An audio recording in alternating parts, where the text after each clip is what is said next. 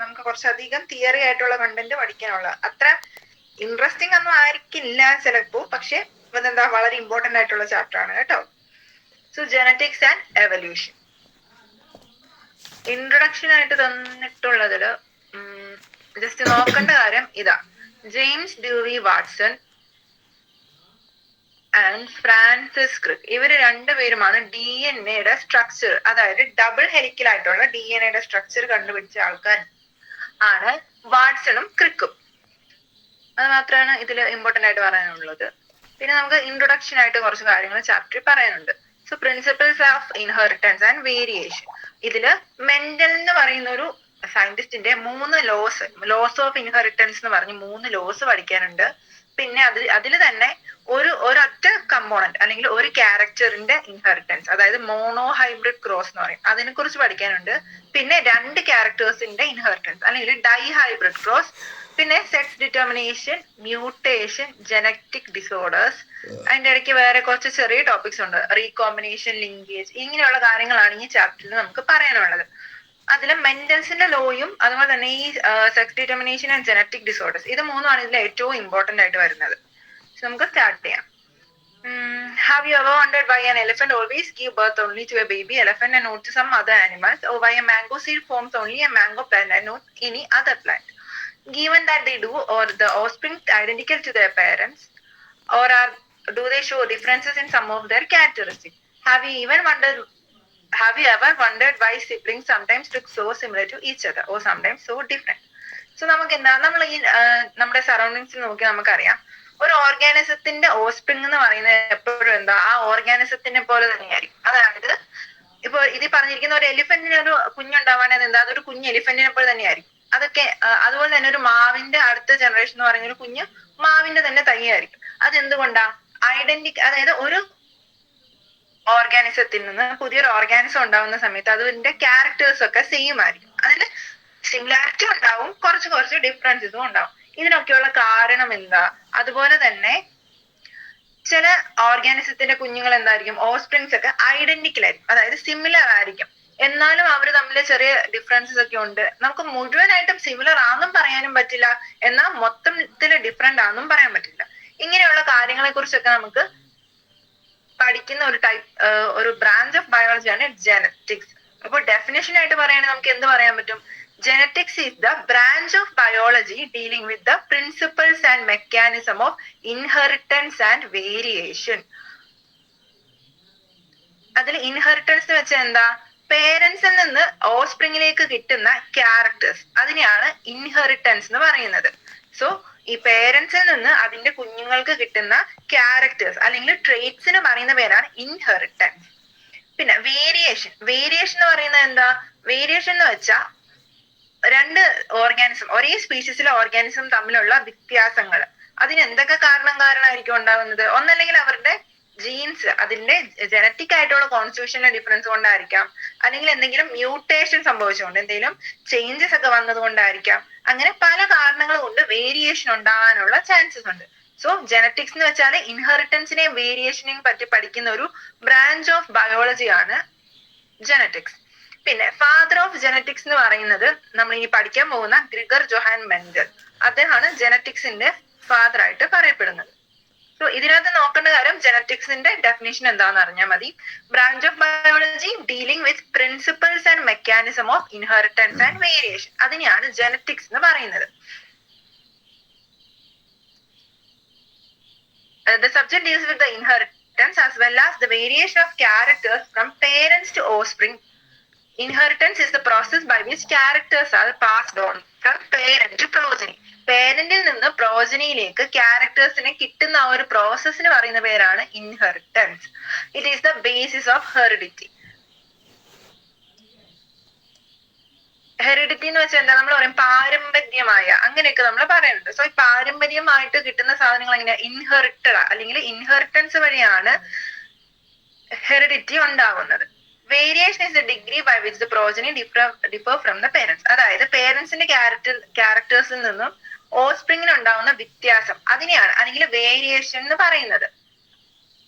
Difference നമുക്ക് വേണേൽ പറയാൻ പറ്റും. സോ ഈ ഇൻഹെറിറ്റൻസിനെയും വേരിയേഷനെയും കുറിച്ചുള്ള സ്റ്റഡിയാണ് ജനറ്റിക്സ്. ഞാൻ ഇതിന്റെ ഡെഫിനേഷൻ നോട്ടിൽ തന്നേക്കാം കേട്ടോ, ഒറ്റ സെന്റൻസ് ആയിട്ട് ഓർക്കാനേ ഉള്ളൂ. അപ്പൊ ഈ ടേംസ് എന്താന്ന് അറിഞ്ഞിരുന്നാ മതി. ക്ലിയർ ആണോ അത്? ഓക്കെ, അപ്പൊ എന്തോ ഞങ്ങക്ക് ഇന്ന് ഈ ചാപ്റ്റർ തീർന്നോ? അത് ശരി. നമ്മള് സ്ലോ ആയിട്ടാണോ അത് വേറെ ഏതെങ്കിലും ചാപ്റ്റർ ഇതിനു മുമ്പ് എടുത്തു പോയതാണോ? ഞങ്ങക്ക് എല്ലാം എടുത്തെടുത്താ പോയെ. ആണല്ലേ? Okay okay okay. അപ്പൊ ഇനി എക്സാമിന് ഇതെല്ലാം വേണോ ഓണത്തിന് മുമ്പ്? കാണുമായിരിക്കും. ആദ്യത്തെ 2 ചാപ്റ്റർ ഉറപ്പായിട്ട് ഉണ്ടെന്ന് പറഞ്ഞത്. പിന്നെ ഈ ചാപ്റ്റർ ഉണ്ടോന്ന് അറിഞ്ഞൂടാ. എന്തോ ആണല്ലേ? ഓക്കെ. അത് നിങ്ങൾക്ക് ഈ മാസം ഉണ്ടല്ലേ? 21-നോ? ഓ ഓക്കെ ഓക്കെ ഓക്കെ. അപ്പൊ നമുക്ക് അതിനു മുമ്പ് റിവൈസ് ചെയ്ത് പോവാം കേട്ടോ. ഞങ്ങക്ക് തിങ്കളാഴ്ച ഈ വന്ന തിങ്കളാഴ്ച എക്സാം. ഏതൊക്കെ ചാപ്റ്റർ ഉള്ളേ? ഫസ്റ്റും സെക്കൻഡും മാത്രമേ ഉള്ളോ? ആന്നാ പറഞ്ഞ. ഈ ചാപ്റ്ററിനെ പറ്റി പറഞ്ഞില്ല ടീച്ചർ. ഇതിന്ന് തീർത്തതേ ഉള്ളൂ, അതുകൊണ്ട് ഉണ്ടാവില്ലെന്നാണ് പറഞ്ഞത്. Okay okay okay. അപ്പൊ ടെസ്റ്റിന് എല്ലാരും നന്നായിട്ട് നോക്കുക. ഡൗട്ട്സ് എന്തെങ്കിലും ഉണ്ടെങ്കിൽ മെസ്സേജ് അയക്കോ ഗ്രൂപ്പിൽ ചോദിക്കോ എന്തെങ്കിലും ചെയ്യണം കേട്ടോ. എന്തെങ്കിലും ഒന്നുകൂടെ എടുക്കേണ്ടതുണ്ടോ പഴയതില്? ഇല്ല. ഓക്കെ, നമുക്കിത് കണ്ടിന്യൂ. റിവൈസ് ചെയ്ത് പോയാൽ മതി. റിവിഷൻ പോലെ. Okay okay okay okay. So പിന്നെ പറഞ്ഞിട്ടുള്ളത് എന്താ? Humans new from as early as 8,000 to 1000 BC that one of the causes of variation was hidden in sexual reproduction. They exploited the variation that were naturally present in the wild population of plants and animals to selectively breed and select for organisms that possess desirable characters. For example, through artificial selection and domestication from ancestral wild cows, we have well-known Indian breeds, Sahiwal cows in Punjab. We must, however, recognize that though our ancestors knew about the inheritance of characters and variation, they had very little idea of the scientific basics of this phenomena. പിന്നെ പറഞ്ഞിട്ടുള്ളത് എന്താ? നമ്മുടെ മനുഷ്യർക്കൊക്കെ പണ്ട് കാലത്തോട്ട് ഇത് ഈ പേരൻസിന്റെ characters ആണ് അതിന്റെ ഓസ്പ്രിങ്സിന് ഉണ്ടാവുന്നതെന്ന് മനസ്സിലായിരുന്നു. പക്ഷെ അതിന് പിന്നിലുള്ള സയന്റിഫിക് ആയിട്ടുള്ള കാര്യങ്ങളെ കുറിച്ചൊന്നും അത്ര അറിവില്ലായിരുന്നെങ്കിലും അവർക്ക് ഇങ്ങനെ ഒരു പ്രോസസ്സ് വഴിയാണ് ഇങ്ങനെ ഇൻഹെറിറ്റൻസ് ഉണ്ടാവുന്നതെന്ന് മനസ്സിലായിരുന്നു. സോ ഈ സെക്ഷൽ റീപ്രൊഡക്ഷൻ എന്ന് പറഞ്ഞ എന്തുകൊണ്ടാണ്? കാരണം സെക്ഷൽ റീപ്രൊഡക്ഷനിലാണ് 2 പേരൻസിന്റെയും ക്യാരക്ടേഴ്സ് തമ്മിൽ മിക്സ് ആയി പുതിയൊരു കോമ്പിനേഷൻ ഉണ്ടാവുന്നത്. അതുകൊണ്ട് ഈ ജനറ്റിക്സിലെ മിക്ക പ്രിൻസിപ്പിൾസും സെക്ഷൽ റീപ്രൊഡക്ഷനിലായിരിക്കും കാണാൻ പറ്റുന്നത്. പിന്നെ ഇവിടെ പറഞ്ഞിട്ടുള്ളത് എന്താ? അവരെന്ത് ചെയ്തു? പണ്ട് കാലത്തെ മനുഷ്യര് അവർക്ക് ആവശ്യമുള്ള ക്യാരക്ടേഴ്സ് ഉള്ള ഓർഗാനിസത്തിനെ സെലക്ട് ചെയ്ത് സെലക്റ്റീവായിട്ട് ബ്രീഡ് ചെയ്തു. അങ്ങനെ വരുന്ന സമയത്ത് എന്ത് പറ്റും?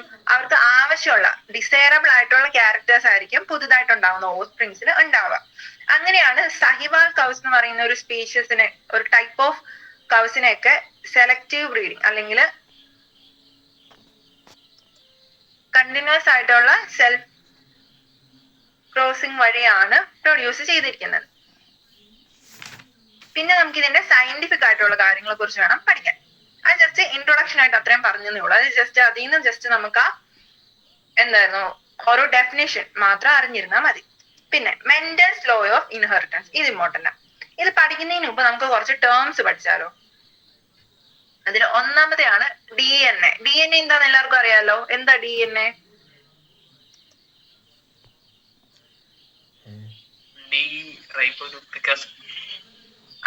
ഡിയോക്സിറൈബോ ന്യൂക്ലിക് ആസിഡ് ആണ് DNA. അത് എവിടെയാ കാണുന്നത്? സെല്ലിന്റെ ന്യൂക്ലിയസ് എന്ന് പറയുന്ന സ്ട്രക്ചറിനകത്താണ് DNA കാണുന്നത്. അതിനകത്താണ് ജനറ്റിക് ഇൻഫർമേഷൻ ഉള്ളത്. അതായത് ഒരു സെല്ലിന്റെ ന്യൂക്ലിയസിനകത്തുള്ള DNA-ക്കകത്താണ് ആ സെല്ലിന്റെ എല്ലാ ഇൻഫർമേഷനും സ്റ്റോർ ചെയ്തിട്ടുള്ളത്.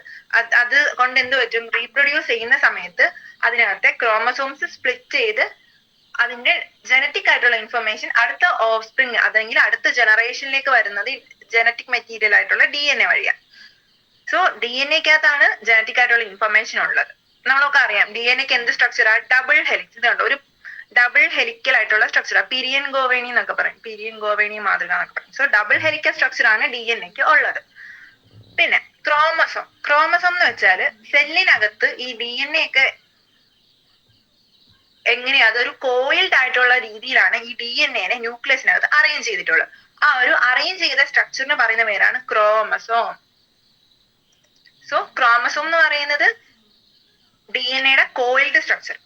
ഒരു എക്സ് പോലത്തെ ഒരു ഷേപ്പ് നമുക്ക് കാണാൻ പറ്റും അല്ലെ. ആ ഒരു ഷേപ്പിൽ അറേഞ്ച് കോയിൽ ചെയ്ത് വെച്ചിരിക്കുന്ന DNA ക്രോമസോം എന്ന് പറയാം. ഈ ന്യൂക്ലിയസ് നമ്മൾ എന്ത് ചെയ്യും, ഡിവൈഡ് ചെയ്യുന്ന സമയത്ത് ന്യൂക്ലിയസിനെ മൈക്രോസ്കോപ്പിൽ വെച്ച് നോക്കിയാൽ നമുക്ക് അതിന്റെ ക്രോമസോം സ്ട്രക്ചർ കാണാൻ പറ്റും. ചെറിയ ത്രെഡ് ലൈക്കുന്ന സ്ട്രക്ചർ ആയിട്ട് നമുക്ക് കാണാൻ പറ്റുന്നതാണ്. പിന്നെ പുതുതായിട്ടുള്ള ഒരു ടേം ആണ് അലീൽസ്. അലീൽസ് എന്ന് വെച്ചാല് ഒരു ജീനിന്റെ 2 ഡിഫറെന്റ് വേർഷൻ. നമുക്കിപ്പം എന്താ ഹൈറ്റ് എന്നൊരു കാറ്റഗറി നമ്മൾ എടുക്കുകയെന്ന് വെച്ചോ, അതിൽ എന്ത് ക്യാരക്ടേഴ്സ് നമുക്ക് കാണാൻ പറ്റും? ഒന്ന് ടോളും കാണാൻ പറ്റും, 2 ഡ്വാഫും കാണാൻ പറ്റും എന്ന് വിചാരിച്ചു. അപ്പൊ ഹൈറ്റ് എന്ന് പറയുന്നതിന് ഒരു ജീൻ ഉണ്ടെങ്കിൽ അതിനകത്ത് 2 അലീൽസിൽ ഏതെങ്കിലും ഒരെണ്ണം വരാം. ഒന്നല്ലെങ്കിൽ ടോള് വരാം, അല്ലെങ്കിൽ ഡ്വാഫ് വരാം. ഈ 2 ഓപ്പോസിറ്റ് ആയിട്ടുള്ള അല്ലെങ്കിൽ കോൺട്രാസ്റ്റിംഗ് ആയിട്ടുള്ള ആ ഒരു പെയറിന് പറയുന്ന പേരാണ് അലീൽസ്. അതിനെക്കുറിച്ച് നമുക്ക് ഡീറ്റെയിൽ ആയിട്ട് ഇനി പറയാം കേട്ടോ. ഇത് ജസ്റ്റ് ഞാൻ ഇൻട്രൊഡക്ഷൻ ആയിട്ട് പറഞ്ഞെന്നുള്ളൂ, ഒന്ന് അറിഞ്ഞിരിക്കാൻ വേണ്ടി. So Mendel's law of inheritance. It was during the mid-19th century that headway was made in the understanding of inheritance. Gregor Mendel conducted hybridization experiment on garden peas for 7 years and proposed the laws of inheritance in living organism. So Gregor Mendel എന്ന് പറയുന്ന ഒരു scientist, അദ്ദേഹം ഒരു പള്ളിയിൽ ഒരു അച്ഛനായിരുന്നു, അതോടൊപ്പം തന്നെ ഒരു സയന്റിസ്റ്റ് ആയിരുന്നു. അദ്ദേഹം എന്ത് ചെയ്തു, ഗാർഡൻ പീസ് എന്ന് വെച്ചാൽ പൈസം സറ്റൈവം എന്ന് പറയുന്ന ഒരു ചെടി, നമുക്ക് സാധാരണ ഇറങ്ങുന്ന ഒരു പയറ് ചെടി, അതിനെ വളർത്തി അതിൽ നിന്നാണ് ലോസ് ഓഫ് ഇൻഹെറിറ്റൻസിനെ കുറിച്ച് പഠിച്ചത്. So during Mendel's investigations into inheritance pattern, it was for the first time that statistical analysis and mathematical logic were applied into the problems of biology. His experiments had a large sampling size which gave greater credibility to the data that he collected. Also, the confirmation of his inference from experiments on successive generation of his test plants provided that his result pointed to general rules of inheritance rather than being unsubstantiated ideas. So ഈ Gregor Mendel ചെയ്ത എക്സ്പെരിമെന്റ്സിന്റെ പ്രത്യേകത എന്താണെന്ന് വെച്ചാൽ അദ്ദേഹം ബയോളജിയുടെ ഒപ്പം തന്നെ മാത്തമാറ്റിക്സും അതുപോലെ തന്നെ സ്റ്റാറ്റിസ്റ്റിക്സും ഒക്കെ യൂസ് ചെയ്തിട്ടാണ് ഈ ഒരു റൂൾസ് ഒക്കെ എസ്റ്റാബ്ലിഷ് ചെയ്തിട്ടുള്ളത്. അതുകൊണ്ട് എന്തായാലും നമുക്ക് അതിനെ കുറച്ചും കൂടി ലോജിക്കലായിട്ട് നമുക്കതിനെ ഇന്റർപ്രറ്റ് ചെയ്യാൻ പറ്റും. അതുപോലെ തന്നെ ഒത്തിരി അധികം പ്ലാന്റ്സിൽ അദ്ദേഹം ഇത് നടത്തി, ഈ ഒരു ടെസ്റ്റ് നടത്തി. അതായത് നമ്മളൊരു എക്സ്പെരിമെന്റ് നടത്തുമ്പോൾ അതിന്റെ സാമ്പിൾ സൈസ് കുറവാണെങ്കിൽ എന്താ, ആ ഡേറ്റ ഇന്നാക്യുറേറ്റ് ആവാനുള്ള ചാൻസസ് കൂടുതലാണ്, അതിനകത്ത് ഇറർ വരാനുള്ള ചാൻസ് കൂടുതലാണ്. വലിയൊരു സാമ്പിൾ സൈസിൽ നമ്മൾ ആ എക്സ്പെരിമെന്റ് ചെയ്യുന്നെങ്കിലോ അവിടെ നമ്മൾ ഇറർ കുറയുക ചെയ്യുന്നത്. സോ എന്ത് പറ്റി, മെന്റല് ഒരു വലിയ ലാർജ് ആയിട്ടുള്ള ഒരു സാമ്പിൾ സൈസിൽ വർക്ക് ചെയ്തുകൊണ്ട് തന്നെ അദ്ദേഹത്തിന്റെ ഡേറ്റ കുറച്ചും കൂടി ആക്യുറേറ്റ് ആയിരുന്നു, അല്ലെങ്കിൽ ക്രെഡിബിൾ ആയിരുന്നു. പിന്നെ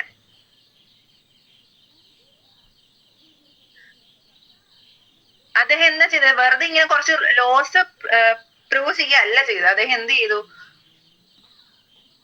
അതെല്ലാം മിക്ക പ്ലാന്റ്സിനും, അതായത് ഒരു കോമൺ സെറ്റ് ഓഫ് റൂൾസ് ഉണ്ടാക്കിയിട്ട് അത് ജനറലി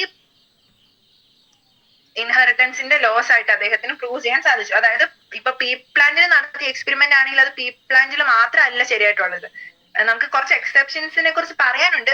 പക്ഷെ എന്നാലും ഒരു 90% ഓഫ് ടൈമില് നമ്മുടെ ഈ ഇൻഹെറിറ്റൻസിന്റെ ലോസ് അവിടെ സാറ്റിസ്ഫൈ ചെയ്യുന്നുണ്ട്. സോ ഇതുകൊണ്ടെല്ലാം മെൻഡൽസ് ലോ ഇപ്പോഴും നമുക്ക് ഇമ്പോർട്ടന്റ് ആയിട്ടുള്ള ഒരു ജനറ്റിക്സിലെ ഒരു ഇമ്പോർട്ടന്റ് പാർട്ടായിട്ട് പറയുന്നത്. Mendel investigated characters in the garden pea plant that were manifested as 2 opposite traits, tall or dwarf plants, yellow or green seeds.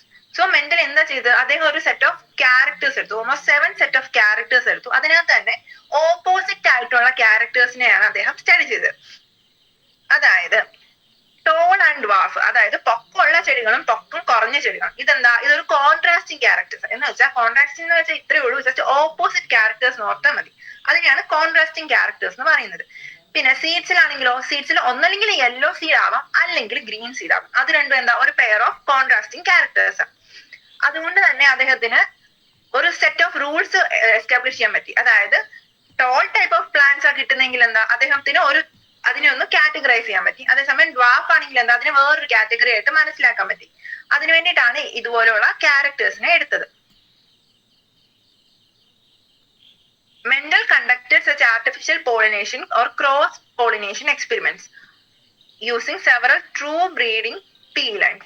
A true breeding line is one that, having undergone continuous self-pollination, shows the stable trait inheritance and expression for several generations. So mental use ചെയ്ത ചെടി ഏതാ നമ്മൾ പറഞ്ഞു garden piece ആയിരുന്നു. അതിന് തന്നെ true breeding line, അതായത് ഒരു പ്ലാന്റിന് നമ്മൾ പല പ്രാവശ്യം സെൽഫ് പോളിനേഷൻ ചെയ്ത് കഴിയുമ്പോൾ എന്ത് പറ്റും, അതിലുള്ള ജീൻസ് ഒക്കെ അതിന്റെ പേരന്റ് ജീൻ ഏതാണോ അതിനോട് കൂടുതൽ സാമ്യത കാണിക്കും, അതായത് അതുമായിട്ട് കൂടുതൽ സിമിലർ ആയിരിക്കും. അതിനെയാണ് ഒരു ട്രൂ ബ്രീഡിംഗ് ലൈൻ എന്ന് പറയുന്നത്. അങ്ങനെ മെന്റൽ എന്ത് ചെയ്തു, 14 ട്രൂ ബ്രീഡിംഗ് പീ വെറൈറ്റീസിനെ സെലക്ട് ചെയ്തിട്ട് അതിന്റെ ക്യാരക്ടേഴ്സ് മിക്കതും സെയിം ആയിരിക്കും, പക്ഷെ ഒരു ക്യാരക്ടർ മാത്രം എന്തായിരിക്കും ഡിഫറെന്റ് ആയിരിക്കും. അത് അങ്ങനെ വരുന്ന സമയത്ത് ഏത് ഡിഫറെന്റ് ആയിട്ടുള്ള ക്യാരക്ടറിനെ നമുക്ക് പെട്ടെന്ന് മനസ്സിലാക്കാൻ പറ്റും.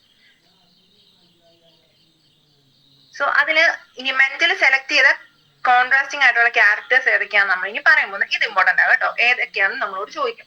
സോ സീഡ് ഷേപ്പ്, അതായത് പീസിന്റെ പയറ് ചെടിയിലെ സീഡ് ഉണ്ടാവുന്നതിന് 2 ചാൻസസ് ഉണ്ട്. ഒന്നല്ലെങ്കിൽ റൗണ്ട് ആയിരിക്കാം, അല്ലെങ്കിൽ റിങ്കിൾഡ് ചുളിഞ്ഞ സീഡ്സും ഉണ്ടാവാം.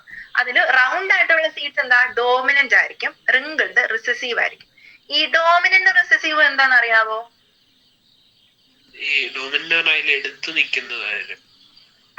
കറക്റ്റ്. ഡോമിനന്റ് എന്ന് പറയുന്നത് റിസസീവിനെക്കാളും കുറച്ചും കൂടി എടുത്തു നിൽക്കുന്ന ടൈപ്പ് ഓഫ് ക്യാരക്ടേഴ്സ് എന്ന് പറയാം. എന്ന് വെച്ചാൽ എന്താ, നമ്മളിപ്പോ ഒരു എക്സാമ്പിൾ ആയിട്ട് പറയുകയാണെങ്കിൽ വൈറ്റ് കളറും വേറെ ഏതെങ്കിലും ഒരു ഡാർക്ക് കളറും എടുത്തു എന്ന് വെച്ചാൽ, ഇത് ജസ്റ്റ് കളറിന്റെ കാര്യത്തിൽ ഒരു എക്സാമ്പിളാ ഈ സബ്ജക്റ്റ് ആയിട്ട് മിക്സ് ചെയ്യല, ജസ്റ്റ് മനസ്സിലാവാൻ വേണ്ടിയിട്ട് പറയുന്ന കേട്ടോ.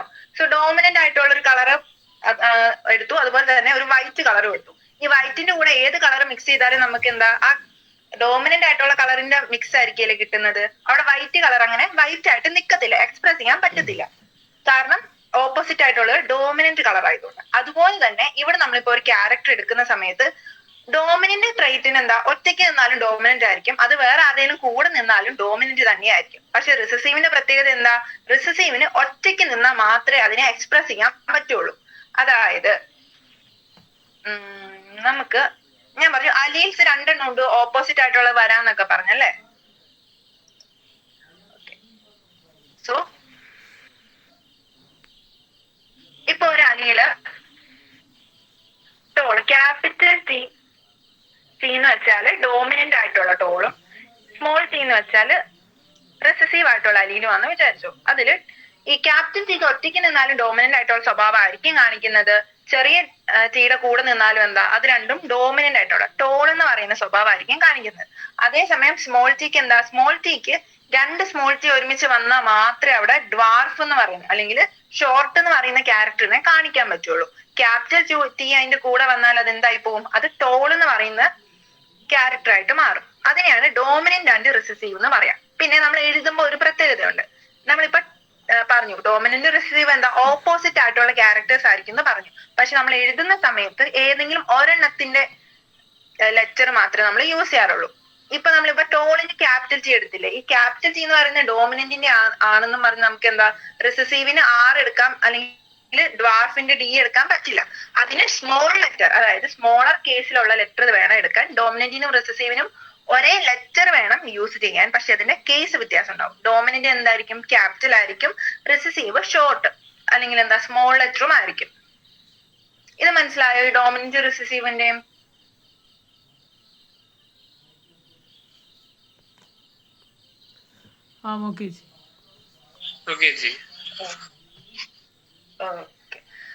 സോ എന്തായിരുന്നു, ഓക്കെ, അതിൽ ടോളിന്റെ ക്യാരക്ടർ എക്സ്പ്രസ് ചെയ്യുന്നത് ഈ ക്യാപിറ്റൽ ടിയും ഡ്വാർഫിന്റെ ക്യാരക്ടർ എക്സ്പ്രസ് ചെയ്യുന്നത് സ്മോൾ ടി. ഇനിയിപ്പോ നമ്മളിപ്പോ ഹൈറ്റിന്റെ കാര്യം വെച്ചാലേ പറഞ്ഞേ, ഇനിയിപ്പോ നമ്മളിപ്പോ സീഡ് കളർ എടുക്കുമെന്ന് വെച്ചോ, അവിടെ നമുക്ക് ഡോമിനന്റിനെ റെപ്രസെന്റ് ചെയ്യാനായിട്ട് ക്യാപിറ്റൽ വൈയും സ്മോൾ അല്ലെങ്കിൽ റിസസീവിനെ എക്സ്പ്രസ് ചെയ്യാനായിട്ട് സ്മോൾ വൈയും യൂസ് ചെയ്യാം.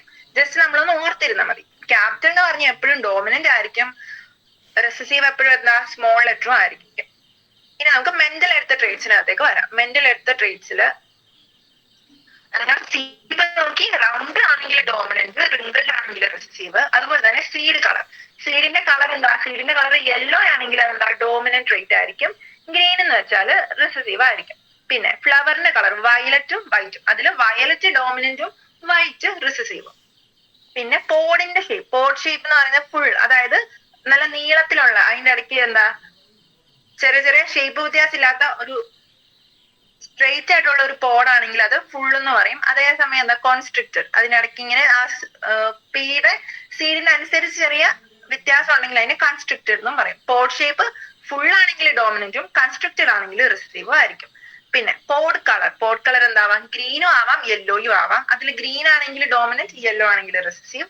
പിന്നെ ഫ്ലവർ പൊസിഷൻ, ആക്സിയലും ടെർമിനലും വരും. ആക്സിയലും ടെർമിനലും തമ്മിലുള്ള വ്യത്യാസം എന്താണെന്ന് വെച്ചാൽ ഇവിടെ കണ്ടോ, ഇവിടെ പുതിയ ഫ്ലവേഴ്സ് അല്ല, പുതിയ ഫ്ലവേഴ്സ് ഈ സൈഡിലേക്കായിരിക്കും കാണുന്നത്. അതായത് ടോപ്പ് ഭാഗത്ത് എപ്പോഴും എന്താ അവിടെ ലീവ്സ് ആയിരിക്കും, അതായത് പുതിയ സ്റ്റെമ്മിന്റെ പാർട്ടായിരിക്കും കാണുന്നത്. അതിനെയാണ് ആക്സിയൽ എന്ന് പറയുന്നത്.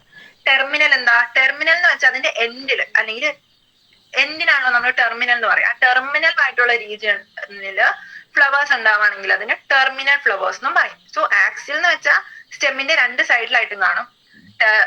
ടെർമിനൽ എന്ന് വെച്ചാല് അതാ സ്റ്റെമ്മിന്റെ എൻഡില് ആയിരിക്കും ഫ്ലവേഴ്സ് ഫോം ചെയ്യുന്നത്. അതാണ് ഫ്ലവർ പൊസിഷൻ, ആക്സിയലും ടെർമിനലും. പിന്നെ സ്റ്റെമ്മിന്റെ ഹൈറ്റ് നമ്മൾ പറയും ടോൾ ആയിരിക്കാം സ്റ്റെം, അല്ലെങ്കിൽ ഡ്വാഫ് ആയിരിക്കാം. സോ ഇത്രയും ക്യാരക്ടേഴ്സ് ആണ് മെന്റല് പഠിച്ചത്. ഇതിനകത്ത് ഡോമിനന്റ് ഏതാ റിസസീവ് ഏതാന്ന് അറിഞ്ഞിരിക്കണം കേട്ടോ. ചിലപ്പോ അവര് ഇങ്ങനെ തന്നെ ക്വസ്റ്റ്യൻ ചോദിക്കും, ഏതൊക്കെ ക്യാരക്ടേഴ്സ് ആണ് Mendel law of inheritance establish ചെയ്യാൻ വേണ്ടിയിട്ട് സ്റ്റഡി ചെയ്തതെന്ന് ചോദിച്ച് നമ്മൾ ജസ്റ്റ് എന്ത് ചെയ്താൽ മതി, ഒരു ടേബിൾ ഒക്കെ ആക്കി ജസ്റ്റ് എഴുതി വെച്ചാൽ മതി. Seed shape, dominant trait, receive trait ഏതാന്ന് അങ്ങനെ എഴുതി മാത്രം വെച്ചാൽ നമുക്ക് മാർക്ക് കിട്ടും. ഇതിന്റെ ഡയഗ്രം എന്തെങ്കിലും നോക്കട്ടെ.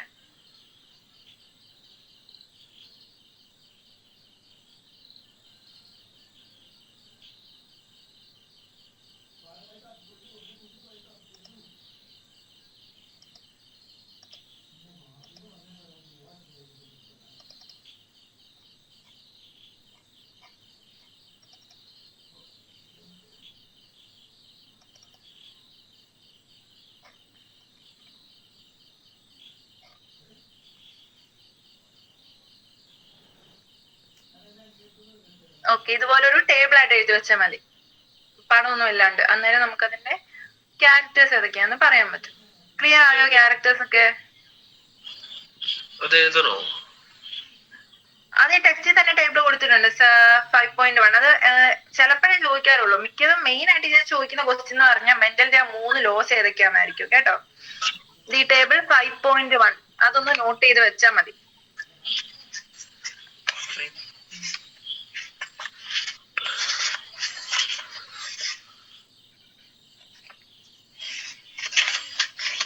നമ്മൾ ഇത്രയും പറഞ്ഞത് ജസ്റ്റ് ഒരു ഇൻട്രൊഡക്ഷൻ മാത്രം കേട്ടോ. ഇനിയാണ് ലോസിലേക്ക് വരാൻ പോകുന്നത്. അദ്ദേഹം എന്തൊക്കെ ചെയ്തു, അത് കഴിഞ്ഞിട്ട് എന്തൊക്കെ കണ്ടുപിടിച്ചു എന്നുള്ളത് നമുക്കിനി പറയാം. കണ്ടിന്യൂ ചെയ്യാം. ഓക്കെ, പിന്നെ ഫിഗർ 5.2 നമ്മൾ നേരത്തെ പറഞ്ഞു അദ്ദേഹം എന്ത് ചെയ്തു, ക്രോസ് പോളിനേഷൻ അല്ലെങ്കിൽ ആർട്ടിഫിഷ്യൽ ഹൈബ്രിഡൈസേഷൻ നടത്തിയിട്ടാണ് ഈ ഇഷ്ടമുള്ള ക്യാരക്ടേഴ്സ് ഉള്ള പ്ലാന്റ്സിനെ പ്രൊഡ്യൂസ് ചെയ്തത്. നമ്മൾ ഏത് ചാപ്റ്ററില, ഫസ്റ്റ് ചാപ്റ്ററിൽ ആർട്ടിഫിഷ്യൽ ഹൈബ്രിഡൈസേഷന്റെ സ്റ്റെപ്സ് ഒക്കെ ഡീറ്റെയിൽ ആയിട്ട് പറഞ്ഞായിരുന്നു. ഓർക്കുന്നുണ്ടോ എല്ലാരും?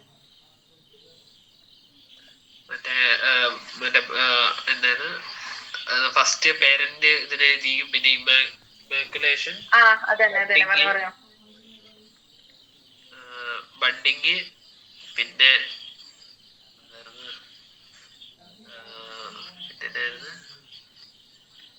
കളക്ഷൻ ഓഫ് പോളൻ ഡസ്റ്റ് എന്നൊക്കെ പറഞ്ഞു നമ്മൾ പറഞ്ഞ അല്ലേ. ആദ്യം എന്ത് ചെയ്യും, നമ്മള് 2 പേരൻസിനെ സെലക്ട് ചെയ്യും. അത് കഴിഞ്ഞിട്ട് ഇമാക്കുലേഷൻ, കറക്റ്റ്. പിന്നെ ബഡിങ്, അത് കഴിഞ്ഞ് നടുവല്ലേ. അതിനിടയ്ക്ക് 2-3 സ്റ്റെപ്പും കൂടെ ഉണ്ട്, ബാക്കിയൊക്കെ ശരിയാ കേട്ടോ.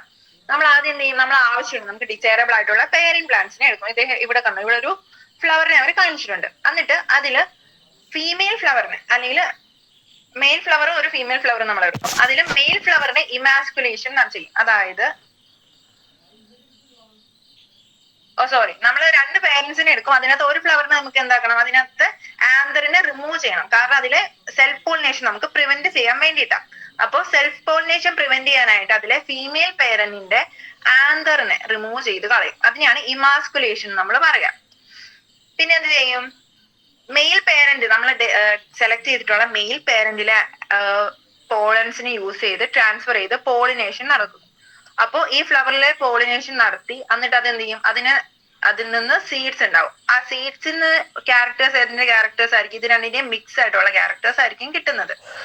പിന്നെ നമ്മൾ ആ സീഡിൽ നിന്ന് പുതിയൊരു സെറ്റ് ഓഫ് പ്ലാന്റ്സിനെ പ്രൊഡ്യൂസ് ചെയ്യുന്ന സമയത്ത് അവർക്കെല്ലാം ഇത് ഈ സെയിം കണ്ടീഷൻ, അതായത് ഈ സെയിം പ്ലാന്റ് സീഡിന്റെ ക്യാരക്ടേഴ്സ് ആയിരിക്കും കിട്ടുന്നത്. കാരണം എന്താ, ഇവിടെ ശ്രദ്ധിച്ചു നോക്കിയേ, നമ്മൾ നേരത്തെ പറഞ്ഞു ഫ്ലവർ കളറിൽ വയലറ്റ് ആണ് ഡോമിനന്റ് ആയിട്ടുള്ള ട്രെയ്റ്റ് എന്ന് പറഞ്ഞു. ഇവിടെ എടുത്ത ഫ്ലവർ ഏതാ, ഒരെണ്ണം വയലറ്റും ഒരെണ്ണം വൈറ്റും ആയിരുന്നു. അതില് നമുക്ക് രണ്ടാമത്തെ ജനറേഷൻ ക്രോസ് ചെയ്ത് വന്ന ആദ്യത്തെ ജനറേഷനിൽ എങ്ങനെയാ, എല്ലാ പ്ലാന്റ്സും വയലറ്റാ. കാരണം വൈറ്റിനെ വെച്ച് നോക്കുമ്പോൾ വയലറ്റ് ആണ് ഡോമിനന്റ്. അതുകൊണ്ടാണ് F1-ലെ, അതായത് ഈ ആദ്യത്തെ ജനറേഷൻ നമ്മൾ പറയുന്ന പേരാണ് F1 അല്ലെങ്കിൽ ഫിലയിൽ ജനറേഷൻ എന്ന് പറയും. ആദ്യത്തെ ജനറേഷൻ ഓർത്തിട്ട് മതി. F1 ജനറേഷനിലെ എല്ലാ പ്ലാന്റ്സും എങ്ങനെയായിരുന്നു, അതെല്ലാം വയലറ്റ് ആവാൻ കാരണം വയലറ്റ് ഡോമിനന്റ് ആയതുകൊണ്ടാണ്. ഞാൻ ഒരു ക്വസ്റ്റ്യൻ ചോദിക്കാം. അപ്പൊ നമ്മളിപ്പോ ടോൾ ആയിട്ടുള്ള ഒരു പ്ലാന്റും ഡ്വാഫ് ആയിട്ടുള്ള ഒരു പ്ലാന്റും തമ്മിൽ ആ ക്രോസ് ചെയ്യുക, ഇങ്ങനെ പോളിനേറ്റ് ചെയ്യുന്നതിന് പറയുന്ന പേരാണ് ക്രോസ് ചെയ്യുക എന്ന് പറയും. നമ്മൾ എഴുതുന്ന സമയത്ത് എങ്ങനെ എഴുതും, ഒരു ഇൻഡു ഇട്ടിട്ട് എഴുതും. അതിനെയാണ് ക്രോസിംഗ് എന്ന് പറയുന്നത് കേട്ടോ. അപ്പൊ ഈ ക്രോസ് ചെയ്യുന്ന സമയത്ത് ഒരു ടോൾ ആയിട്ടുള്ള പേരന്റിനെയും ഒരു ഡ്വാഫ് ആയിട്ടുള്ള ഒരു പേരന്റിനെയും ക്രോസ് ചെയ്തെങ്കിൽ നമ്മുടെ F1 അല്ലെങ്കിൽ അടുത്ത ജനറേഷനിൽ ഏത് ടൈപ്പ് ഓഫ് പ്ലാന്റ്സിനെ ആയിരിക്കും നമുക്ക് കിട്ടുക, ടോൾ ആയിരിക്കുമോ ഡ്വാഫ് ആയിരിക്കുമോ? ഫസ്റ്റ് ജനറേഷൻ അല്ലേ? ഫസ്റ്റ് ജനറേഷൻ ടോളായിട്ടുള്ള. കറക്റ്റാ, ടോൾ പ്ലാന്റിനെ ആയിരിക്കും കിട്ടുക. കാരണം ടോൾ ആണ് അവിടെ ഡോമിനന്റ് ആയിട്ടുള്ള ക്യാരക്ടേഴ്സ്. അപ്പൊ ഇത്രയും ക്ലിയർ അല്ലേ? ഡൗട്ട് എന്തെങ്കിലും ഉണ്ടോ? ഇല്ല. ഓക്കെ, നമുക്ക് അടുത്തതിലേക്ക് പോകാം കേട്ടോ. So inheritance of 1 gene. പിന്നീട് നമ്മൾ പഠിക്കാൻ പോകുന്നു ഒരു ഫസ്റ്റ് F1 ജനറേഷൻ ഒക്കെയുള്ള ഇതിനകത്തെ മോണോ ഹൈബ്രിഡ് ക്രോസ് എന്ന് പറഞ്ഞൊരു കാര്യം നമുക്ക് പഠിക്കാനുണ്ട്.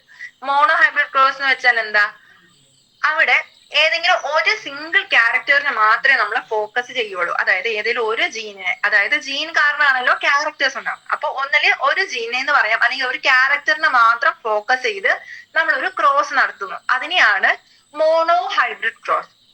അതിനെ യൂസ് ചെയ്യുന്നത് ഇൻഹെറിറ്റൻസ് ഓഫ് 1 ജീൻ, അതായത് ഒരൊറ്റ ജീനിന്റെ, ഒരു സിംഗിൾ ജീനിന്റെ ഇൻഹെറിറ്റൻസിനെ കുറിച്ച് പഠിക്കാൻ വേണ്ടിയിട്ടാണ് മോണോ ഹൈബ്രിഡ് ക്രോസ് നമ്മൾ യൂസ് ചെയ്യുന്നത്. So let us take the example of one such hybridization experiment carried out by Mendel cross.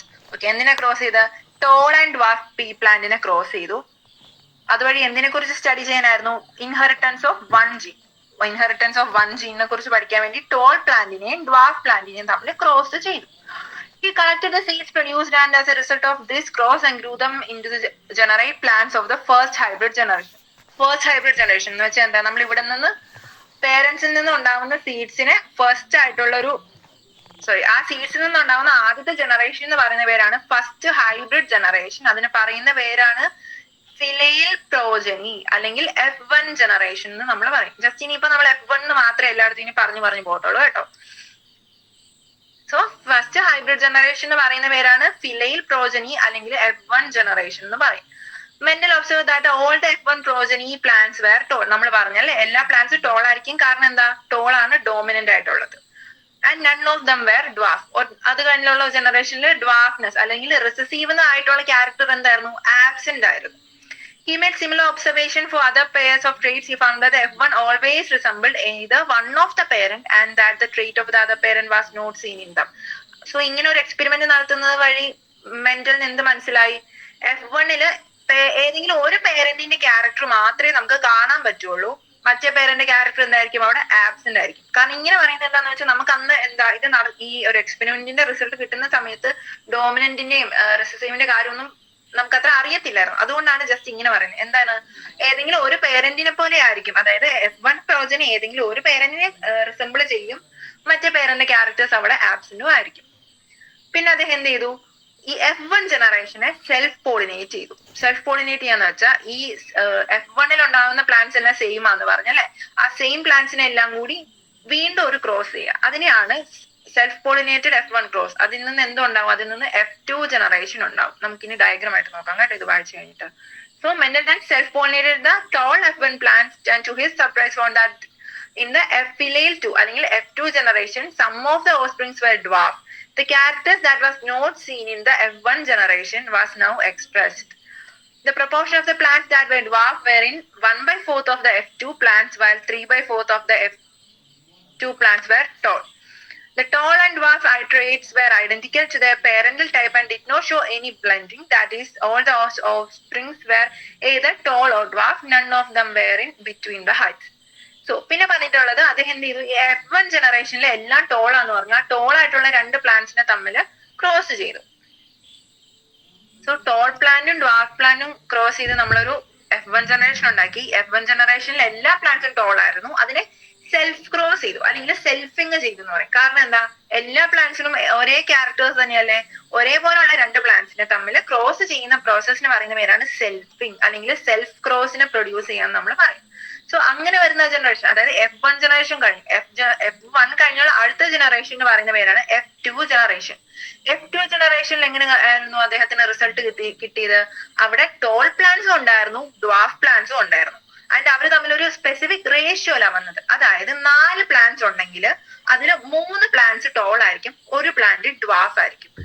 ഇവിടെ നോക്കുകയാണെങ്കിൽ നമുക്കറിയാം F1 ജനറേഷനിൽ എന്താ, ഡ്വാർഫ്നെസ് എന്ന് പറയുന്ന ഒരു ക്യാരക്ടറേ ഇല്ലായിരുന്നു. ഡ്വാർഫ്നെസ് എന്തായിരുന്നു, ആബ്സെന്റ് ആയിരുന്നു. പക്ഷെ F2 ജനറേഷനിൽ എന്ത് പറ്റി, അത് എക്സ്പ്രസ് ചെയ്യപ്പെട്ടു.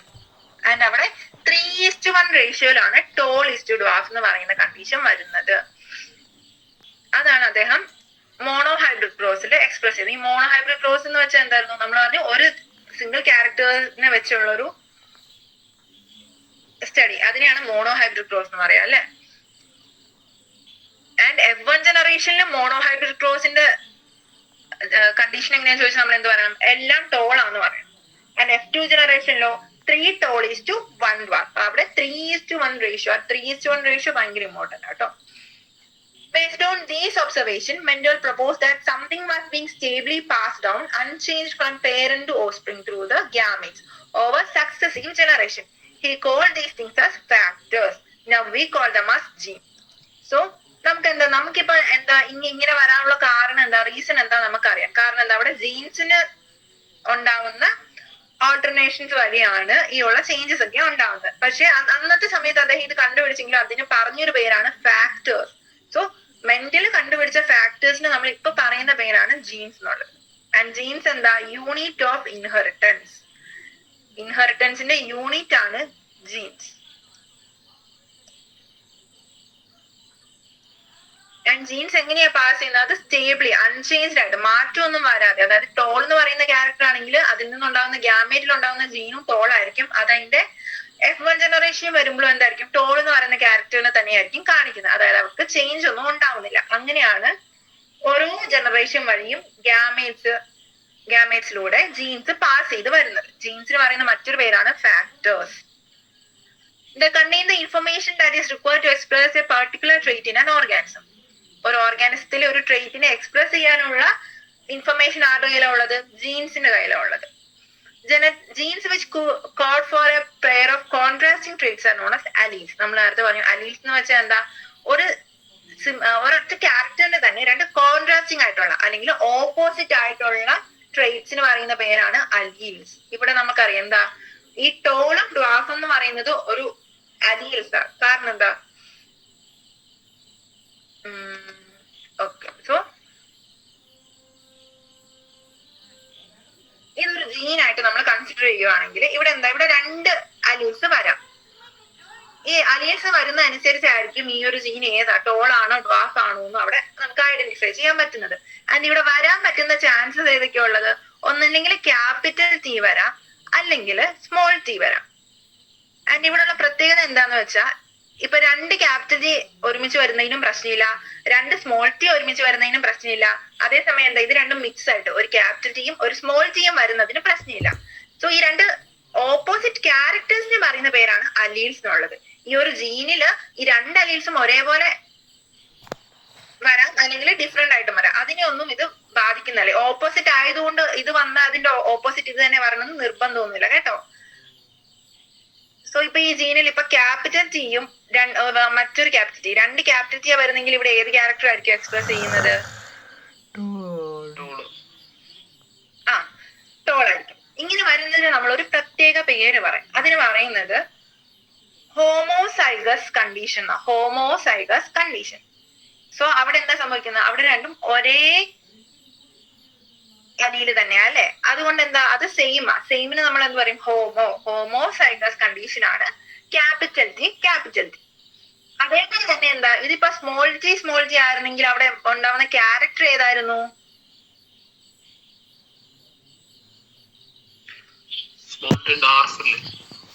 ആ സ്മോൾ ജി വന്നാൽ അവിടെ ഡ്വാർഫ് ആയിരിക്കും. കറക്റ്റ്. അങ്ങനെ ഈ രണ്ട് ഒരേ അലീല് വരുന്നോണ്ട് ഇവിടെയും പറയുന്നത് എന്താ? ഇവിടെ നമ്മൾ ഹോമോസൈഗസ് തന്നെയാ പറയുന്നത്. അപ്പൊ ഇവര് തമ്മിലുള്ള വ്യത്യാസം എന്താന്ന് വെച്ചാൽ ഇത് ഹോമോസൈഗസ് ഡ്വാർഫ് ആയിരിക്കും. അതായത് ക്യാരക്ടർ ഡ്വാർഫ, രണ്ടും ഒരേ അലീലായതുകൊണ്ട് നമ്മൾ ഹോമോസൈഗസ് ഡ്വാർഫ് എന്ന് പറയും. നമ്മൾ നേരത്തെ കണ്ട ക്യാപിറ്റൽ ടി അപ്പൊ എന്തായിരിക്കും പറയുന്നത്? പറയാവോ?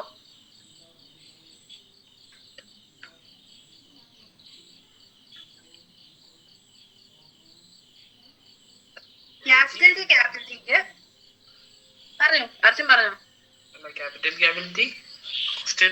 അതിൽ നമ്മൾ എന്തായിരിക്കും പറയുന്നത്?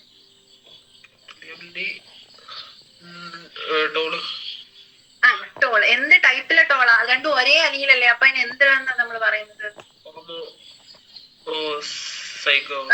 ഹോമോസൈഗസ്. അപ്പൊ അതിന് നമ്മൾ ക്യാപിറ്റൽ ടിക്ക് ഹോമോസൈഗസ് ടോൾ എന്ന് പറയും. സ്മോൾ ടിക്ക് ഹോമോസൈഗസ് ഡ്വാർഫ് എന്നും പറയും. അത് ക്ലിയർ അല്ലേ? ഓക്കെ. അപ്പൊ നമുക്കിനി ഒരു ക്യാപിറ്റൽ ടിയും ഒരു സ്മോൾ ടിയും കൂടെ മിക്സ് ആയിട്ട് വരിക, അങ്ങനെ വരുന്ന കണ്ടീഷൻ പറയുന്നതാണ് ഹെറ്ററോസൈഗസ്. അതായത് ഇത് രണ്ടും എന്താ ഡിഫറെന്റ് ആയിട്ടുള്ള അലീൽസ് അല്ലെ ഒരുമിച്ച് വന്നത്. അങ്ങനെയുള്ള കണ്ടീഷൻ എന്ന് പറയുന്ന പേരാണ് ഹെറ്ററോസൈഗസ്. അതായത് ഡിഫറെന്റ് ആയിട്ടുള്ള രണ്ട് അലീൽസ് ഒരുമിച്ച് വരുന്ന കണ്ടീഷൻ. ഇങ്ങനെ വരുന്ന സമയത്ത് അവിടെ ഉണ്ടാവുന്ന ക്യാരക്ടർ ഏതായിരിക്കും?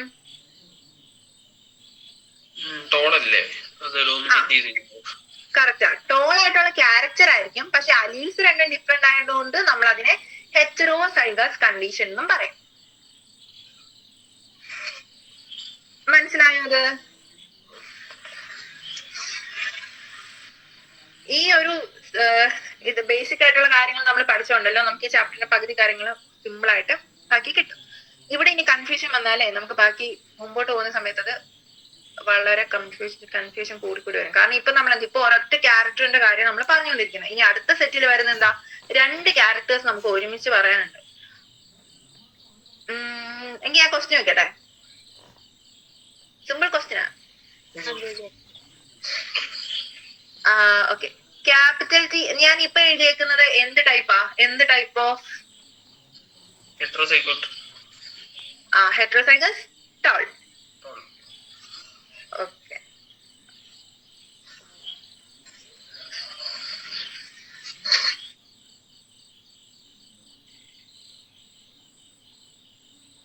ഇപ്പൊ വൈ എന്ന് പറയുന്നത് യെല്ലോ ഡോമിനന്റും അതില് സ്മോൾ വൈ എന്ന് പറയുന്നത് ഗ്രീൻ റെസസീവ് ആണെങ്കിൽ ഈ ഒരു കണ്ടീഷൻ ഏതായിരിക്കും?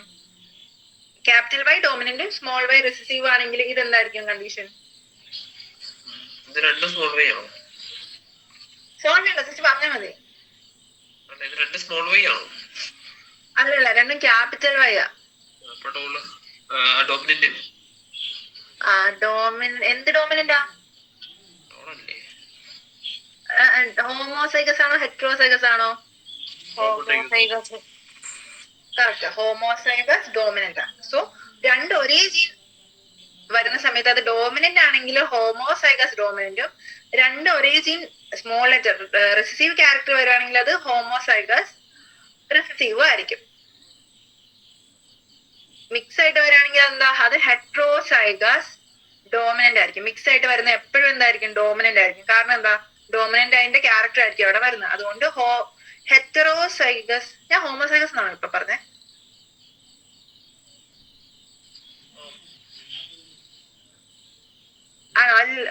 ആണെങ്കിൽ സോറി കേട്ടോ, ഞാൻ ഉദ്ദേശിച്ചത് ഹെറ്ററോസൈഗസ്. ഹെറ്ററോസൈഗസ് കണ്ടീഷനിൽ വരുമ്പോ അവിടെ എപ്പോഴും കാണിക്കുന്ന ഡോമിനന്റിന്റെ ക്യാരക്ടർ ആയതുകൊണ്ട് തന്നെ ഹെറ്ററോസൈഗസ് ഡോമിനന്റ് എന്നായിരിക്കും നമ്മൾ പറയുന്നത്. സോ ഇത്ര ഓർത്തിരുന്നാൽ മതി കൺക്ലൂഷൻ ആയിട്ട്. നമ്മൾ റിസസീവ് ക്യാരക്ടർ പറയണമെങ്കിൽ അവിടെ ഹെറ്ററോസൈഗസ് റിസസീവ് എന്ന് പറയുന്ന ഒരു കണ്ടീഷൻ ഉണ്ടെങ്കിൽ, അതായത് രണ്ട് സ്മോൾ ലെറ്റർ ഉണ്ടെങ്കിൽ മാത്രമേ അവിടെ റിസസീവ് ആയിട്ടുള്ള ക്യാരക്ടേഴ്സ് വരുള്ളൂ. ബാക്കി മൂന്ന് കേസസിലും അവിടെ എന്താ സംഭവിക്കുന്നത്? അവിടെ ഡോമിനന്റ് ആയിട്ടുള്ള ക്യാരക്ടർ ആയിരിക്കും എക്സ്പ്രസ് ചെയ്യുന്നത്. എന്തെങ്കിലും സംശയം ഉണ്ടോ അതില്?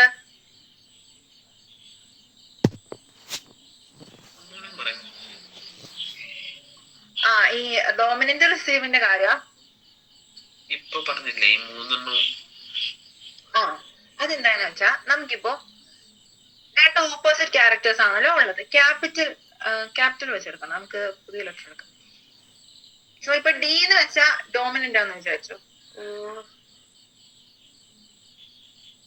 ഓക്കെ, സോ ഡി എന്ന് പറയുന്നത് ഡോമിനന്റ് ആയിട്ടുള്ള ക്യാരക്ടറിന്റെ അലിയിലും അതിന്റെ ഓപ്പോസിറ്റ് ആയിട്ടുള്ള അല്ലെങ്കിൽ കോൺട്രാസ്റ്റിംഗ് ആയിട്ടുള്ള അലിയിലാണ് സ്മോൾ ലെറ്റർ ഡി എന്ന് വിചാരിച്ചോ. സോ അതായത് ക്യാപിറ്റൽ ഡി ഡോമിനന്റും സ്മോൾ ഡി റിസസീവ് ആണെന്ന് വിചാരിച്ചോ. അങ്ങനെ വരുന്ന സമയത്ത് ഇത് എത്ര കോമ്പിനേഷനിൽ വരാം? ഒന്നല്ലെങ്കിൽ ക്യാപിറ്റൽ ഡി രണ്ട് ക്യാപിറ്റൽ ഡി ഒരുമിച്ച് വരാം. അതിന് പറയുന്ന പേരെന്തായിരുന്നു? ഹോമോസൈഗോസ്. ആ ഹോമോസൈഗസ്. ടോള്. ആ ഡോമിനന്റ്. ടോൾ എന്ന് പറഞ്ഞാൽ നമ്മൾ ഒരു ക്യാരക്ടർ എടുത്തപ്പോഴാണ് നമ്മൾ കോമൺ ആയിട്ട് പറയുന്നത് നമ്മൾ ഡോമിനന്റ് ആണോ റിസീവ് ആണോ എന്ന് പറഞ്ഞാൽ മതി കേട്ടോ. അപ്പൊ ഇത് ഹോമോസൈഗസ് ഡോമിനന്റ് കണ്ടീഷനാ. അല്ലെങ്കിൽ എന്താ, ഒരു ക്യാപിറ്റൽ ഡിയും ഒരു സ്മോൾ ഡിയും കൂടെ മിക്സ് ആയിട്ടും വരാം. അതിന് പറയുന്ന പേരെന്തായിരുന്നു? ഹെട്രോസൈഗോട്ട് ആ ഡോമിനന്റ്. യെസ്, ഹെട്രോസൈഗസ് ഡോമിനന്റ് ആയിരിക്കും. കാരണം ഇത് രണ്ട് ഡിഫറെന്റ് ആയിട്ടുള്ള അലീൽസ് ആണ്. അതുകൊണ്ട് എന്താ ഹെട്രോസൈഗസ് ആയിരിക്കും. അവിടെ കാണിക്കുന്ന ക്യാരക്ടർ എന്ന് പറയുന്നത് ഡോമിനന്റ് ക്യാരക്ടർ ആയതുകൊണ്ട് ഹെട്രോസൈഗസ് ഡോമിനന്റ്. ഇനി മൂന്നാമത്തെ ചാൻസ് എന്താ? സ്മോൾ ഡിയും വരാം. ഇതെന്തായിരിക്കും? ഹോമോസൈഗോസ് ഡാർഫ്. ആ ഹോമോസൈഗസ് ഡ്വാർഫ് അല്ലെങ്കിൽ ഹോമോസൈഗസ് റിസസീവ് എന്ന് പറയാൻ പറ്റും. നമ്മൾ ഇത് നോക്കിയാൽ എന്താ, നമുക്ക് ഈ മൂന്ന് കണ്ടീഷനിൽ ഫസ്റ്റിലും സെക്കൻഡിലും എന്തായാലും അവിടെ ഉണ്ടാവുന്നത് ഡോമിനന്റ് തന്നെയായിരിക്കും അല്ലെ. കാരണം ഒരു ഡോമിനന്റിന്റെ അലിയിൽ ഉണ്ടായാൽ മതി, അവിടെ ഉണ്ടാവുന്ന ക്യാരക്ടർ ഡോമിനന്റ് ആയി പൊക്കോളും. അതേസമയം ഈ സ്മോൾ ഡിയില് ഡോമിനന്റ് ജീൻ ഇല്ലാത്തത് കൊണ്ട് മാത്രം ഇവിടെ മാത്രം എന്താ, ഇവിടെ നമുക്ക് റിസസീവ് ആയിട്ടുള്ള ക്യാരക്ടർ കാണാൻ പറ്റും. അതുകൊണ്ട് റിസീവ് ആയിട്ടുള്ള ഒരു ക്യാരക്ടർ അവിടെ ഉണ്ടാവണമെങ്കിൽ അതിന്റെ അർത്ഥം എന്താ, അവിടെ ഹെട്രോസൈഗസ് റിസീവ് ആയിട്ടുള്ള ജീന് അല്ലെങ്കിൽ ഹെട്രോസൈഗസ് റിസീവ് ആയിട്ടുള്ള രണ്ട് അലീൽസ് ഉണ്ടെങ്കിൽ മാത്രമേ അവിടെ റിസീവ് ആയിട്ടുള്ള ക്യാരക്ടർ കാണാൻ പറ്റുള്ളൂ. മനസ്സിലായോ?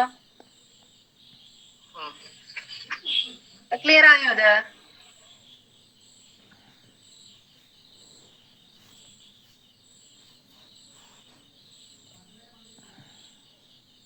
ഓക്കെ ആണല്ലോ അല്ലേ?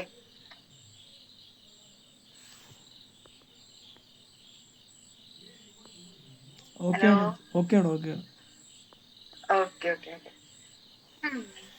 നമ്മൾ അലീസിന്റെ കാര്യം പറഞ്ഞു. ഫാക്ടേഴ്സ് എന്ന് പറയുന്നത് എന്താ, ജീൻസ് തന്നെയാണെന്നുള്ള കാര്യവും പറഞ്ഞു. പിന്നെ പറഞ്ഞിട്ടുള്ളത് നമ്മൾ ഇതിനെ എങ്ങനെ റെപ്രസെന്റ് ചെയ്യുന്നു എന്നുള്ള കാര്യം. If we use alphabetical symbols for each gene, then the capital letter is used for the trait expressed at the F1 stage and the small alphabet for the other trait. So F1 സ്റ്റേജിൽ നമ്മൾ use ചെയ്യുന്നത് എന്തിനായിരിക്കും? F1 സ്റ്റേജിൽ ഉണ്ടാവുന്ന ക്യാരക്ടറിനെ നമ്മൾ capital letter ഉപയോഗിച്ചായിരിക്കും അതിനെ express ചെയ്യുന്നത്. കാരണം എന്താ, കാരണം F1 ട്രേറ്റിലുള്ള ആയിരിക്കും ഡോമിനന്റ് ആയിട്ടുള്ള ക്യാരക്ടർ അല്ലെ. അതുകൊണ്ട് തന്നെ അതിനെ ക്യാപിറ്റൽ ലെറ്റർ ഉപയോഗിച്ചായിരിക്കും നമ്മൾ ഐഡന്റിഫൈ ചെയ്യുന്നത്. ആൻഡ് ഇവിടെ F1 ആബ്സെന്റ് ആയിട്ടുള്ള ട്രേറ്റ് അതേതായിരിക്കും? റിസസീവ് ആയിട്ടുള്ള ട്രേറ്റ് ആയിരിക്കും. അതിനെ നമ്മൾ സ്മോൾ ലെറ്റർ വെച്ചായിരിക്കും എഴുതുന്നത്. സോ ജസ്റ്റ് ഇത്ര ഓർത്താൽ മതി. ഡോമിനന്റ് ആണെങ്കിൽ ക്യാപിറ്റൽ ലെറ്റർ ആയിരിക്കും, റിസസീവ് ആണെങ്കിൽ സ്മോൾ ലെറ്റർ ആയിരിക്കും. പിന്നെ നമ്മൾ ഇവിടെ എക്സാമ്പിൾ ആയിട്ട് പറഞ്ഞിട്ടുണ്ട്. ക്യാപിറ്റൽ ടി എന്താ, ടോൾ ട്രേറ്റിനെ ആയിരിക്കും. സ്മോൾ ടി എന്ന് പറയുന്നത് ഡ്വാഫിനെ ആയിരിക്കും. ഈ ക്യാപിറ്റൽ ടി സ്മോൾ ടി അല്ലെങ്കിൽ ട്വാളും ഡ്വാഫും എന്താ, ഒരേ ജീനിന്റെ രണ്ട് അലീൽസ് ആണെന്നുള്ള കാര്യം പറഞ്ഞിട്ടുണ്ട്. പിന്നെ നമ്മളിപ്പോ പറഞ്ഞ capital T small T and small T അതിന്റെ കാര്യം പറഞ്ഞിട്ടുണ്ട്. പിന്നെ ഹോമോസൈഗസ് ആൻഡ് ഹെട്രോസൈഗസ്, അത് ക്ലിയർ അല്ലേ? ഒന്നും കൂടെ പറയണോ അത്?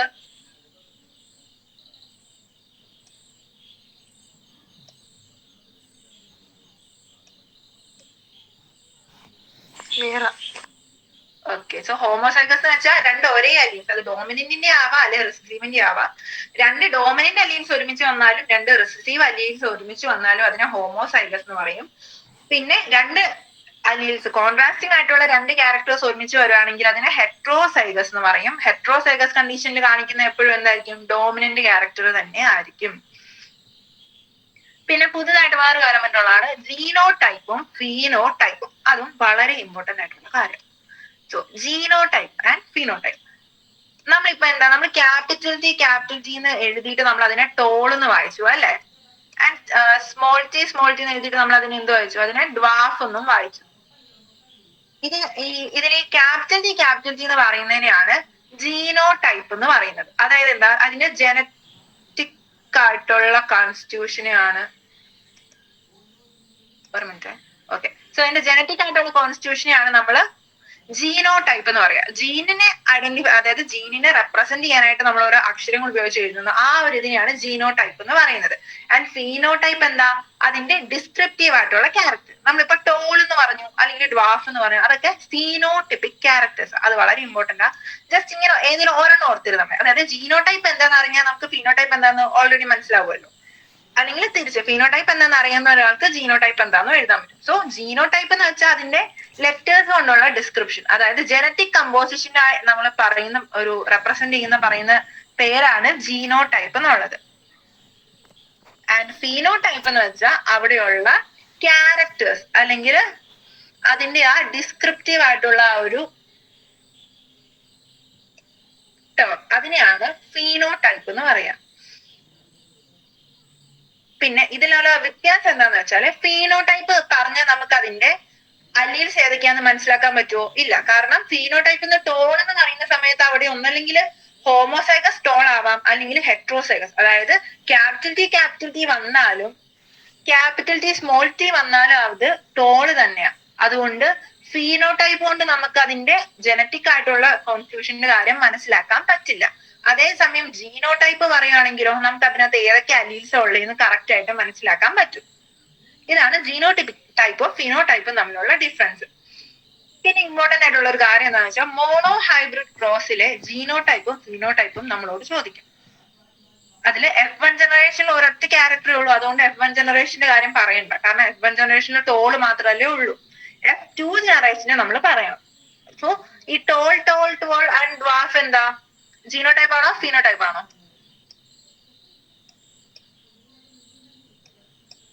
ജീനോടൈപ്പ് അല്ലേ?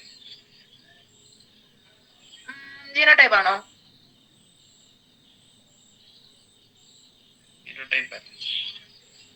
ഫീനോടൈപ്പ് ആട്ടോ അത്. കാരണം എന്താ, അത് നമ്മൾ എന്താ ടോൾ എന്ന് പറയുന്നതിന്റെ ടേമാ, അതായത് ഒരു ക്യാരക്ടറിന്റെ ഒരു പേരല്ലേ. അങ്ങനെ പറയുന്നത് ഫീനോടൈപ്പാ, ഫീനോടൈപ്പ്.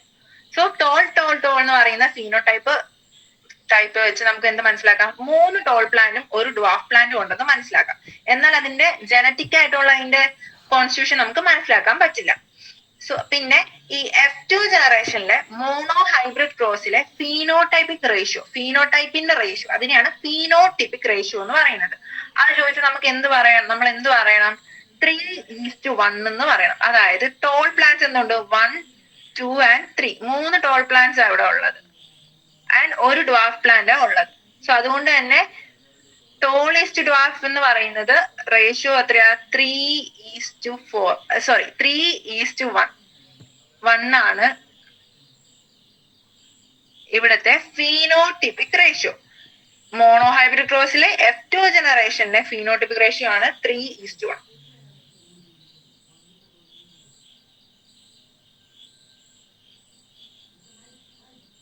ആൻഡ് അവിടെ ജീനോടിപ്പിക് റേഷ്യോ വരുന്ന എത്രയായിരിക്കും? അത് ഡിഫറെന്റ് ആ, 1:2:1 എന്നൊക്കെ പറയും കേട്ടോ. അതിനെ കുറിച്ച് നമുക്ക് ക്രോസിന്റെ ഫിഗർ വെച്ച് പറയാം.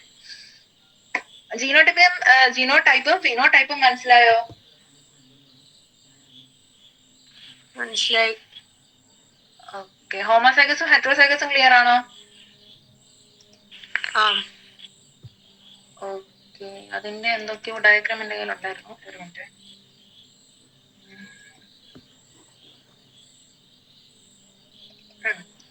ഈ ഒരു ഫിഗറില് നമ്മൾ എന്താ ക്യാപിറ്റൽ ആർ എന്ന് എഴുതിയിട്ട് അതിന്റെ താഴെ റെഡ് എന്ന് എഴുതിയിട്ടുണ്ടല്ലേ. അതില് ജീനോടൈപ്പും ഫീനോടൈപ്പും ഏതാന്ന് പറയാൻ പറ്റുമോ? അത് ഈ ഭാഗത്താട്ടോ, എനിക്ക് അതിൽ മാർക്ക് ചെയ്യാൻ പറ്റത്തില്ല.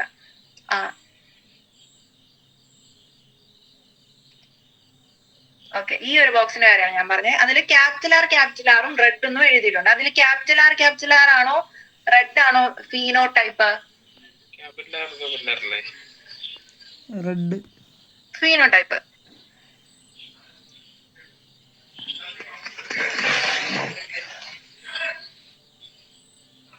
ഫീനോടൈപ്പ് ഏതാ? ജീനോടൈപ്പും Red ഫീനോടൈപ്പും. ജീനോടൈപ്പ് ഇതിന്റെ ജനറ്റിക് ആയിട്ടുള്ള നമ്മൾ എഴുതുന്ന അലീലിന്റെ നമ്പർ, അലീലിന്റെ റെപ്രസെന്റേഷൻ ആന്ന് പറഞ്ഞല്ലേ. അപ്പോ അലീലിനെ ഉദ്ദേശിച്ചിരിക്കുന്ന ക്യാപിറ്റൽ ആർ ക്യാപിറ്റൽ ആറിനെ, അതാണ് ജീനോടൈപ്പ്. Red phenotype. റെഡ് എന്ന് പറയുന്നത് അതിന്റെ ഒരു ക്യാരക്ടർ, നമ്മൾ അതിന് കൊടുക്കുന്ന ഒരു പേരായിട്ട് നമുക്ക് പറയാം അല്ലെ. ക്യാപിറ്റൽ ആർ എന്ന് എഴുതിയാൽ നമ്മൾ അതിൽ നിന്ന് മനസ്സിലാക്കുന്ന എന്താ, അതൊരു റെഡ് എന്ന് പറയുന്ന ക്യാരക്ടറിനെ സൂചിപ്പിക്കുന്ന. സോ അങ്ങനെ ക്യാരക്ടറിനെ സൂചിപ്പിക്കുന്ന ആ പേരിന് പറയുന്ന പേരാണ് ഫീനോടൈപ്പ്. സോ ജീനോടൈപ്പ് എന്ന് വെച്ചാൽ ലെറ്റേഴ്സ് കൊണ്ട് എഴുതുന്നതും, ഫീനോടൈപ്പ് എന്ന് വെച്ചാൽ നമുക്ക് അതിൽ നിന്ന് മനസ്സിലാവുന്ന ക്യാരക്ടറിന്റെ പേരും കേട്ടോ. അത് മാറിപ്പോലെ, അത് വളരെ ഇമ്പോർട്ടന്റ്. കാരണം ജീനോടൈപ്പിക് റേഷ്യോ ഫീനോടൈപ്പിക് റേഷ്യോ എന്നൊക്കെ അവർ ചോദിക്കും. അതൊക്കെ വ്യത്യാസമായിട്ടുള്ള കാര്യമായതുകൊണ്ട് നമ്മൾ പേര് പഠിച്ചില്ലെങ്കിൽ നമുക്ക് പിന്നെ മനസ്സിലാകത്തില്ല. അപ്പൊ അത് ക്ലിയർ അല്ലേ? ഒന്നുകൂടെ പറയണോ? വേണ്ട, മനസ്സിലായി. ഓക്കെ. സോ പിന്നെ പറയാനുള്ളത് ഈ F1 ക്രോസിന്റെ ബാക്കി റിസൾട്ട്സിന്റെ കാര്യം. As Mendel found the phenotype of the F1 heterozygote T, capital letter T, small t, to be exactly like the capital T parent in appearance, he proposed that in a pair of dissimilar factor, one dominates the other, as in F1, and hence is called a dominant factor, while the other factor is recessive. അദ്ദേഹം എന്ത് മനസ്സിലാക്കി? F1 ജനറേഷനില് ക്യാരക്ടറിന്റെ phenotype എന്തായിരുന്നു? Capital T small T. അതായത് നമ്മൾ ഇവിടെ കണ്ട ആ toll plant ഇല്ലേ, ഈ ടോൾ പ്ലാന്റിന്റെ ജീനോടിപിക് റേഷ്യോ എന്ന് പറയുന്നത് capital T and small T എന്ന് പറയുന്ന റേഷ്യോയാണ്. ആൻഡ് ഈ രണ്ടാമത്തെ സെൽഫ് ചെയ്യുന്ന പ്ലാന്റിന്റെ എന്താ? ക്യാപിറ്റൽ ടി സ്മോൾ ടി എന്ന് പറയുന്നതാണ് അതിന്റെയും ജീനോടിപിക് റേഷ്യോ. ഫീനോടിപിക് റേഷ്യോ രണ്ടിന്റെയും ടോള് തന്നെ ആയിരിക്കും. സോ മെന്റലി F1 ജനറേഷന്റെ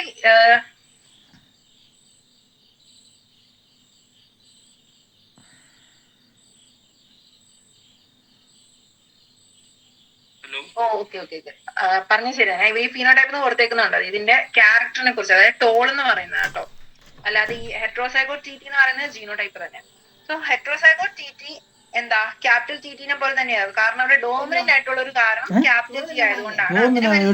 സോ അങ്ങനെ ഈ ഒരു ഡിഫറൻസിൽ നിന്നാണ് അദ്ദേഹം ഡോമിനന്റും റെസസീവും ക്യാരക്ടേഴ്സ് ഒന്നും ഉണ്ട് എന്നുള്ള ഒരു കാര്യം മനസ്സിലാക്കുന്നത്.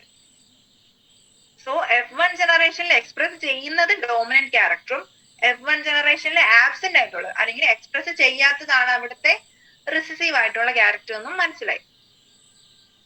It is convenient and logical to use capital and lower case and alphabetical symbols to remember this concept of dominance and recessiveness. നമ്മൾ നേരത്തെ പറഞ്ഞ കാര്യം തന്നെ, ക്യാപിറ്റൽ ലെറ്റർ ഡോമിനന്റിനെ റെപ്രസെന്റ് ചെയ്യും ആൻഡ് സ്മോൾ ലെറ്റർ റിസസീവിനെ റെപ്രസെന്റ് ചെയ്യും.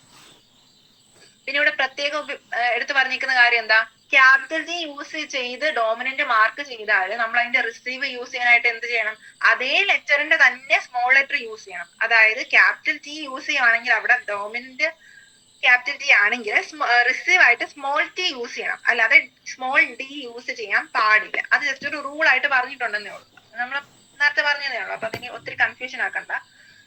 ഏത് ലെറ്റർ യൂസ് ചെയ്യുന്നു അതിന്റെ തന്നെ ക്യാപിറ്റൽ ലെറ്ററും സ്മോൾ ലെറ്ററും വേണം നമ്മൾ ഡോമിനന്റിനും റിസീവിനും യൂസ് ചെയ്യാനായിട്ട്. പിന്നെ പറഞ്ഞുള്ള ഹോമോസൈഗോട്സ് ആൻഡ് ഹെട്രോസൈഗസിന്റെ കാര്യം തന്നെ കേട്ടോ. ഹോമോസൈഗസ് എങ്ങനെയായിരിക്കും? ക്യാപിറ്റൽ ടി അല്ലെങ്കിൽ സ്മോൾ ടി ഒരേ അലീൽസ് തന്നെയായിരിക്കും, ഡിഫറെന്റ് ക്യാരക്ടേഴ്സ് ആയിരിക്കും. അതേസമയം ഹെട്രോസൈഗസ് എന്ന് പറയുന്നത് ഡിഫറെന്റ് അലീൽസ് ആയിരിക്കും. അതായത് ക്യാപിറ്റൽ ടിയും സ്മോൾ ടി ആയിരിക്കും വരിക, പക്ഷെ അവിടെ എന്താ? ഡോമിനന്റിന്റെ ക്യാരക്ടർ മാത്രമേ കാണിക്കുള്ളൂ. Since the capital T small t plant is a heterozygous for genes controlling one character, it is a monohybrid. Monohybrid and the cross between TT and small t is a monohybrid cross. So പിന്നെ പറഞ്ഞിട്ടുള്ളത് നമ്മൾ ഈ ക്രോസിന് monohybrid cross എന്നല്ല പറയാം. അതില് TT എന്ന് പറയുന്ന capital T small T എന്ന് പറയുന്ന പ്ലാന്റ് എന്താ? ഒരു ഹെട്രോസൈഗസ് പ്ലാന്റ് ആണ്. അതിനകത്ത് രണ്ട് ക്യാരക്ടർ, അതായത് ഒരു ക്യാരക്ടർ കൺട്രോൾ ചെയ്യുന്ന രണ്ട് ജീൻസ് ഉണ്ട്. അതുകൊണ്ടാണ് അതിനെ മോണോഹൈബ്രിഡ് ക്രോസ് എന്ന് പറയാൻ പറ്റും. ഒരൊറ്റ ക്യാരക്ടർ കൺട്രോൾ ചെയ്യുന്ന രണ്ട് ജീൻസ് ഉള്ള ഒരു പ്ലാന്റിനെ ക്രോസ് ചെയ്യുന്നത് കൊണ്ടാണ് അവിടെ മോണോഹൈബ്രിഡ് ക്രോസ് എന്ന് പറയുന്നത്.